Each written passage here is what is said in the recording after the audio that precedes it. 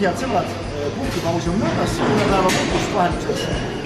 Esimene tunne oli lennapäev, 3 harjutus on alla ära tehtud, see 4. voolupakk on jätkuvalt põhjas, selle ruumides näete. Ja meil on siin väikene võistlusjõud lihtsalt veel olnud. Nii et ma ei mäleta, kui 20 tuurisest rekord on ees. Minu enda parim on selle põhjaga siis 14 kordust. Jõud lihtsalt teevad seda tavaliselt esimese harjutusele, tahavad näidata, et nad teevad rohkem. Ma teen seda 4. harjutusele. Nii et 16. tööseeria. Vaatame, mis tuleb.